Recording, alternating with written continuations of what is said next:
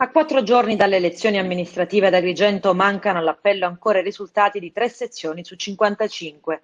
Nella serata di ieri, infatti, è stata ufficializzata la tanto attesa sezione 52, l'unica in cui non era stato tecnicamente completato lo spoglio entro le 24 ore dalla chiusura dei seggi. Il tutto dinanzi alla commissione elettorale presieduta dal giudice Giovanna Claudia Ragusa del Tribunale Civile di Agrigento. Lo scrutinio ha contato alla fine 1103 voti validi e 26 schede nulle. La maggioranza assoluta dei consensi è stata per Franco Miccichè con 414 preferenze, seguito a quota 368 da Lillo Fireto e quota 150 da Marco Zambuto. Da conoscere le sezioni 13, 32 e 34 che sono e saranno nei prossimi giorni oggetto di controlli di tipo squisitamente tecnico e numerico.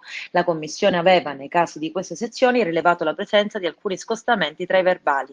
Saranno quindi chiesti approfondimenti documentali e, se necessario, si procederà anche in questo caso a riconteggio.